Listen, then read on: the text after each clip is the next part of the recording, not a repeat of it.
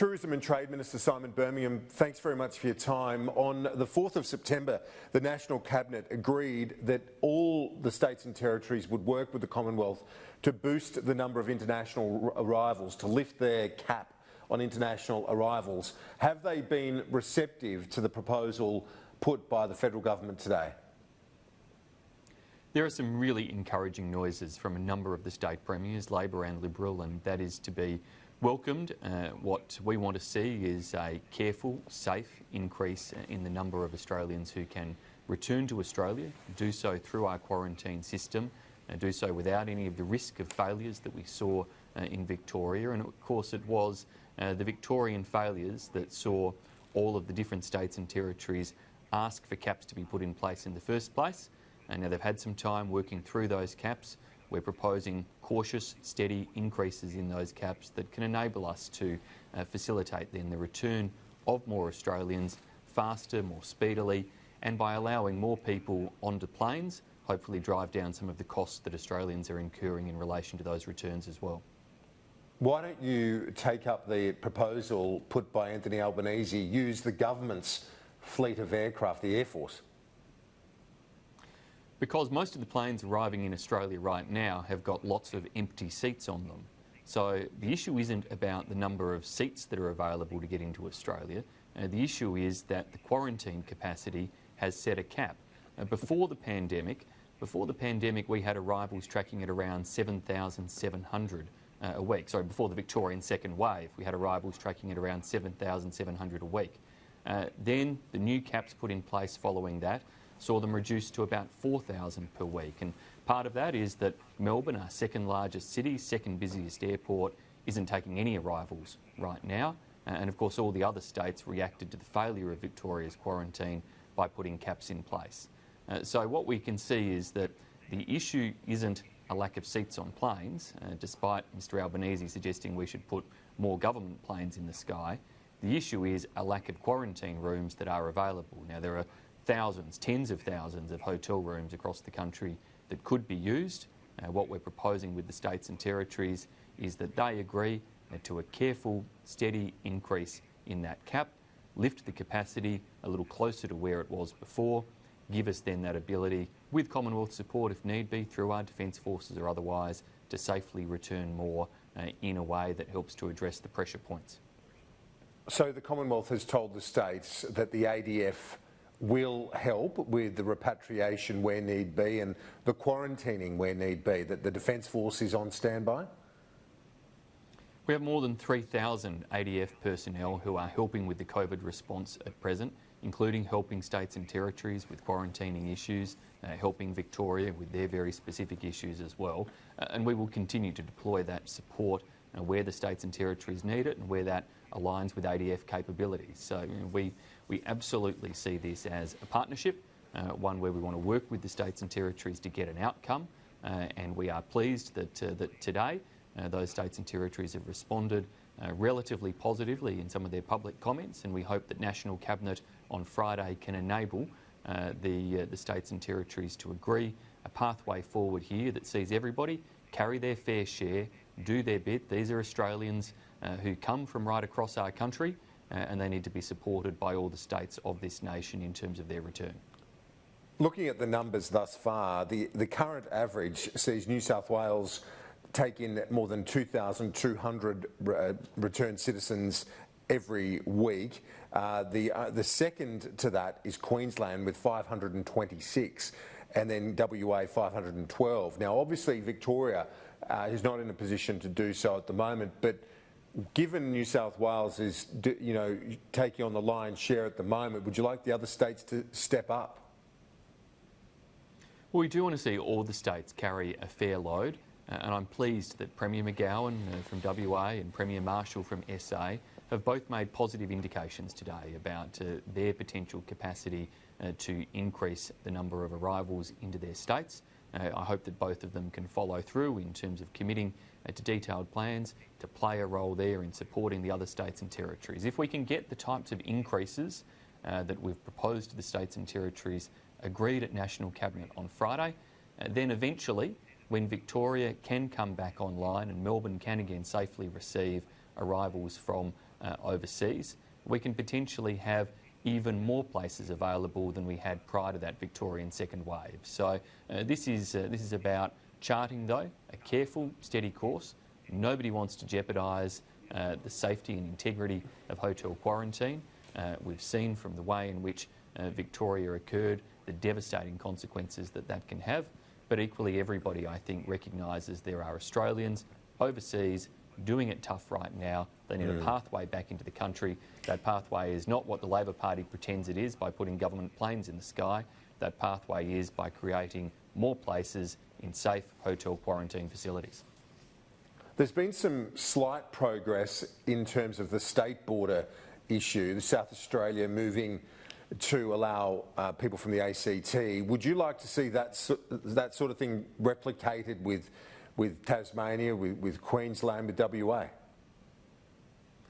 I would. I was thrilled last week to see the Chief Minister of the Northern Territory take steps in relation to New South Wales and the Premier of South Australia yesterday take steps in relation to the ACT. I think these are sensible steps that are clearly being informed by evidence in terms of looking at the degree of spread of COVID in those jurisdictions. The ACT, of course, having had no cases now for getting close to 70 days. And so we really do want to see states and territories recognise those parts of Australia that have done extremely well and open up borders in ways that are mutually respectful of one another. It is really problematic that some jurisdictions like the NT and SA have opened up to other jurisdictions like WA and Tasmania, but that's not been reciprocated. When all four of those jurisdictions have had remarkable success in suppressing COVID, and there can be no justifiable reason for those states to maintain restrictions against one another. It's just hurting in terms of the sustainment of jobs. You know, jobs in airlines, jobs in airports, jobs for hire car operators, jobs for tour operators. There are a whole range of different parts of our economy where people's employment and the viability of their businesses depend upon people being able to move across those borders, and the reason for those restrictions still being in place is clearly not justifiable when you look at the health data and the successful suppression of COVID. One of those businesses you referred to is the airline industry. We've seen Qantas with a big announcement this week in terms of its headquarters, that it's looking to centralise that. Where should they centralise their headquarters, the national carrier? What's your reaction to that? Well, that's a commercial decision for Qantas to undertake.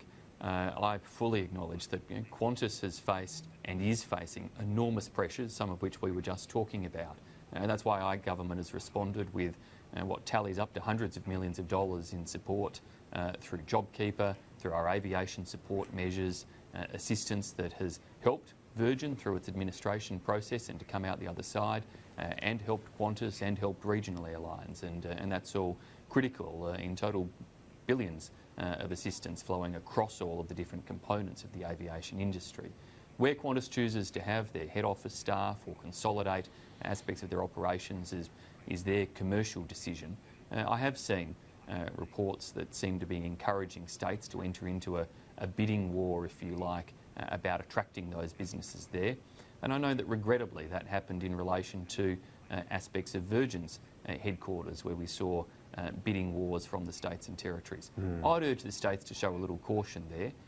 Bidding to simply shuffle jobs around Australia doesn't create any extra jobs for Australians. Where states and territories should spend money is absolutely in things that can help ensure business viability for airlines, especially those states who are keeping their borders shut. They ought to invest in areas of infrastructure and encouraging investment in their states and territories that can generate additional jobs, additional economic activity, not just trying to pinch it from one another. Finally, on to the China relations at the moment. We're ahead of a major annual import expo. You've attended the last two in China. It's coming up in Shanghai in November. Have you been invited to attend that expo this year? Will you attend? I haven't been invited at this stage, Kieran, but to my knowledge, nor have other trade ministers from around the world. The last couple of years, China has run a ministerial program sitting alongside the Trade Expo that has provided an opportunity for us to have policy dialogue on a range of global trade issues and World Trade Organisation matters. It doesn't look like China is planning a similar event this year, so that means that we haven't seen invitations coming. Obviously, on the whole, there are a lot of logistical challenges given travel restrictions with sending a large trade delegation from Australia to Shanghai for this wonderful event that China do host. But I welcome the fact that many Australian businesses using China-based representatives are looking at how they can still participate, and they'll certainly have the support of our Austrade and Foreign Affairs teams in assisting them to do so. Would you attend if you were to receive an invitation? Look, if an invite is forthcoming, then we'll take a look at it. I certainly wouldn't rule that out. There are all of the logistical challenges, as I said, but China remains a very important trading market. If it is helpful to Australian industry and would provide an opportunity for valuable dialogue, then of course we'd consider that at the time.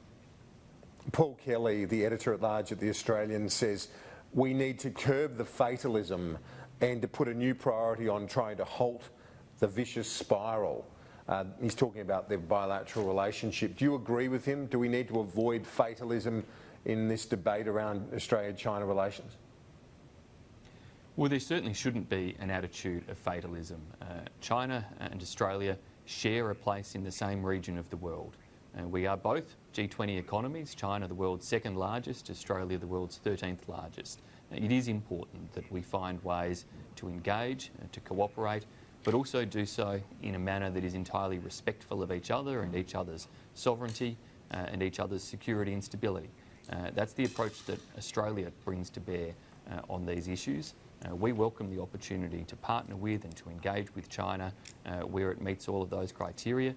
We have been good for each other in terms of our mutual growth, and China's growth in recent decades has lifted hundreds of millions of people out of poverty. It is something that humanity should celebrate. We welcome the continued economic growth of China and the opportunities that provides right across the region, not just in terms of the trade opportunities between China and Australia, but all of it has to be underpinned by respect for each other, respect for international law and international norms, and respect for the sovereignty of all nations across the region.